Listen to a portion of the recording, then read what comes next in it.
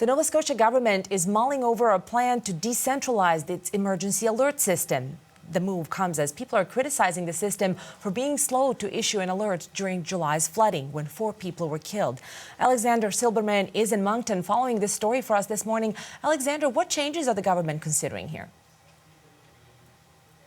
Well, right now, Deanna, Halifax Regional Police and RCMP can issue those alerts on their own.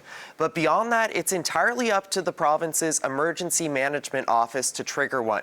So if a local fire department or municipality wants to issue an alert about an emergency, they have to request it from the province. But now, with the recent devastating flooding and the way some of those alerts were issued this past month, there's discussions underway about changing that. Nova Scotia is looking at decentralizing the alert process to allow for some of those alerts to be issued locally. Premier Tim Houston says there's plans in place for the Emergency Management Office to meet with local fire chiefs, police chiefs, and municipalities to see to what extent they'd like to be able to issue alerts locally and what training or support might be needed to make this happen.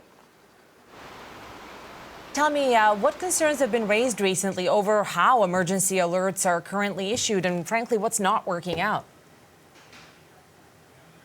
Well, Deanna, Nova Scotia's emergency alert process has been under scrutiny since the 2020 mass shooting, when an alert was issued just 5 minutes before police shot the gunman.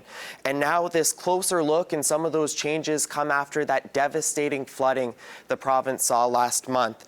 In the hard-hit community of West Hants, some people are suggesting those flood warnings simply came too late. We learned a local volunteer fire department was repeatedly asking the province for an alert to be issued. It took 2 hours before that alert finally came, and during that time span, 4 people were swept away by floodwaters trying to flee their homes and died.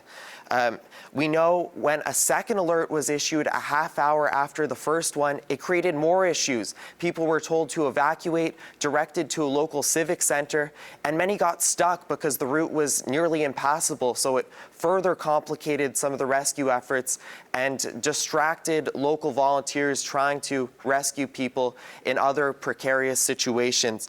Premier Tim Houston says those latest floods show the system really needs to be improved. Our hearts are just broken for the families who lost loved ones and the impact on communities, for sure. The depths of the pain is so real, and you know, having discussions with a number of them from this event and prior events as well. I feel that urgency. I would want them to know that. So I've asked that the meeting happen as soon as possible.